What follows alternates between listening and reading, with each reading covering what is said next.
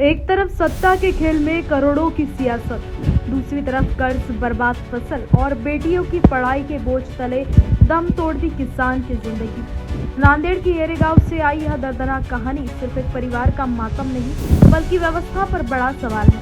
चौंकाने वाली बात यह है कि इसी गांव में 2 साल के भीतर 14 लोग आत्महत्या कर चुके हैं। भोकर विधानसभा क्षेत्र के येले गांव में एक अल्पभूधारक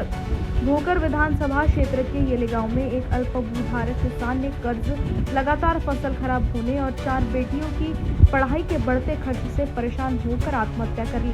मृतक किसान गुनाजी बापूराव पवार को जहर खाने के बाद नांदेड़ के एक निजी अस्पताल में भर्ती कराया गया था, जहां इलाज के दौरान उनकी मौत हो गई। कांग्रेस प्रदेश अध्यक्ष हर्षवर्धन सपकाल के पीड़ित परिवार से मुलाकात कर सांत्वना दी गई और बड़ी बेटी की पढ़ाई के लिए हर संभव मदद का भरोसा दिलाया गया। वहीं इस घटना ने मराठवाड़ा में किसानों की आत्महत्या के बढ़ते मामलों को लेकर सरकार की नीतियों पर फिर सवाल खड़े कर दिए हैं। 29 वर्षीय गुनाजी बापूराव पवार के पास महज 1 एकड़ जमीन थी। लगातार फसल खराब होने, बैंक और फाइनेंस कंपनियों के कर्ज, कोर्ट के नोटिस और परिवार के बढ़ते खर्च ने उन्हें गहरे तनाव में ढकेल दिया था। 4 बेटियों की पढ़ाई और बीमार माता पिता की जिम्मेदारी के बीच उन्होंने जहर खा लिया। उन्हें गंभीर हालत में निजी अस्पताल में भर्ती कराया गया, लेकिन इलाज के दौरान उनकी मौत हो गई। गुनाजी पवार के परिवार में पत्नी, 4 बेटियां, बुजुर्ग माता पिता और एक छोटा भाई है। सबसे बड़ी बेटी 11वीं में है। कांग्रेस प्रदेश अध्यक्ष हर्षवर्धन सपकाल ने सांसद रविंद्र चौहान के साथ परिवार से मुलाकात कर दुख जताया। खुदकुशी किए उनके परिवार को आपने भेंट दी है क्या? पहले जहाँ पर सिंचाई की व्यवस्था नहीं, वहाँ के लोग सुसाइड कर रहे थे, मगर अभी कुल किसान की आय बहुत कम हुई, चैलेंजेस भी बढ़ गए। अब जहाँ पर पानी है, जहाँ पर नहर है, वहाँ के भी किसान सुसाइड कर रहे हैं। तो ये बहुत गंभीर संकट किसानी पे आ चुका है। सर आपने परिवार को भेंट दी है, क्या उनको आश्वासन दिया? नहीं, आश्वासन की बात नहीं, हर चीज में आश्वासन और राजनीति नहीं होती। वो हमारे देश के नागरिक थे और आज उनकी जाने से हम भी हाथ में है, तो सांत्वना देने के लिए गए। सर 2 साल में 14 किसानों की मौत हो गई है।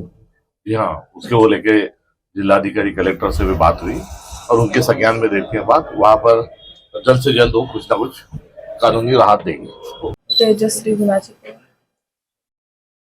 माझे शिक्षण 11वीत आहे। वडील काय म्हणत होते? मला आता 11वी क्लासेस लावायचे होते। मी कोणाळी क्लासेस पाशी गेलो होतो। 75,000 फीस त्यांनी सांगितली होती। वडिलांना तेवढं झेपत होतं? नाही, काय म्हणत होते? त्यांच्या टेन्शन मध्ये होते ते फीस ती कशी भरणार।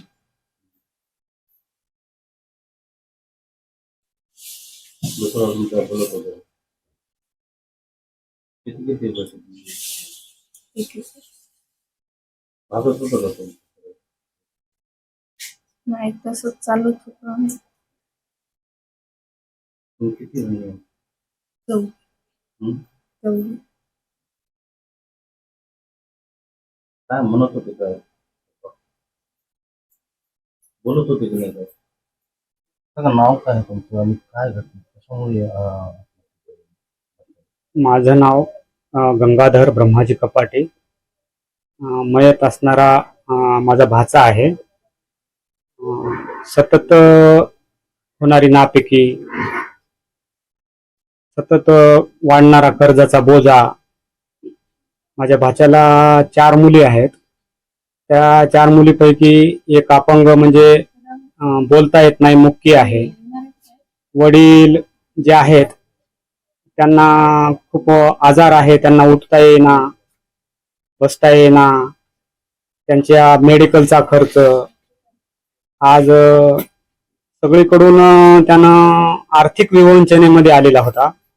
खूप इकून टिकून वेगवेगळ्या याचे पैसे काढून संसार भागविण्याचा प्रयत्न करू लागला, पण करता करता सगळं त्याचा मानसिक खूप त्याच्यावर ताण आला, की जेणेकरून त्याला खूप आम्ही समजून सांगितलं की बाबा हे दिवस निघून जातील, आज ना उद्या फरक पडेल। पण हे सगळं त्याच्या डोक्यावर एवढं टेन्शन आलं होतं की मुलींचं लग्न कसं करायचं, वडिलांचा खर्च, शेतीचा खर्च कसा करायचा, शेतात बोरचं पाणी गेलं, हळद लावून ठेवली, कापूस आहे तर त्याला पाणी चकचुकून चलाय. घरी आता 11वीला एक मुलगी आहे, त्याचं ऍडमिशन कसं करायचं आणि सगळ्या गोष्टी एवढा त्यांनी ताण घेतला आणि टोकाचं पाऊल उचलून आत्महत्या केली. किती कर्ज होतं जवळजवळ पीक बँकेचं? जर पीक कर्ज तर SBIचं होतं किंवा ते असून मायक्रो फायनान्स जे काही कर्ज आहे ते सगळं माझ्या मताप्रमाणे एक 10-15 लाखापर्यंत खर्च झालेलं होतं त्याच्यावर. त्याच्यामुळेच पंचनामा वगैरे झालं का तहसीलदार वगैरे? हो, त्यांचा पंचनामा त्यांचा केलेला आहे. तहसीलदार मॅडम, तलाठी मॅडम ते सर्व येऊन त्यांनी पंचनामा केला. किती एकर शेती होती? त्यांना 2 भाऊ होते, त्यापैकी 2 एकर फक्त शेती आहे. त्याच्या नावावर म्हणलं तरी 1 एकर शेतीला कमीच आहे. अल्पभूधारक शेतकरी आहे, शेती खूप कमी आहे. और बड़ी बेटी की पढ़ाई की जिम्मेदारी उठाने का आश्वासन दिया। सबकाल ने आरोप लगाया है कि सरकार की लापरवाही और समय पर सहायता नहीं मिलने के कारण किसानों की आत्महत्या के मामले बढ़ रहे हैं। उन्होंने कहा कि कर्ज माफी, फसल और बीमा और किसानों की मदद के दावों के बावजूद जमीनी स्तर पर हालत नहीं बदले। सबसे चौंकाने वाली बात तो यह है कि इसी येले गांव में पिछले 2 वर्षों में 14 लोग आत्महत्या कर चुके हैं। ऐसे में मराठवाड़ा में किसानों की बदहाली और युवाओं में बढ़ती आत्महत्या की घटनाएं चिंता का विषय बन गई है। यह सिर्फ एक किसान की मौत नहीं बल्कि उस दर्द की कहानी है जो खेतों से उठकर अब पूरे मराठवाड़ा की चिंता बन चुका है। सवाल यही है कि आखिर कब तक कर्ज, फसल नुकसान और बच्चों के भविष्य की चिंता किसानों की जिंदगी लीलती रहेगी। न्यूज फर्स्ट के लिए कुंवर चंद मंडले की रिपोर्ट। हमारा हर शब्द समाज की आवाज, हमारी हर पहल निष्पक्षता का कदम। आपकी हर समस्या में आपसे पहले दिखेंगे हम हैं न्यूज फर्स्ट। ईश्वर का सच, हमारा साहस और आपका विश्वास। सच, साहस और विश्वास। अगर आप ये वीडियो YouTube पर देख रहे हैं तो हमारे चैनल को सब्सक्राइब कर बेल आइकन दबाएं।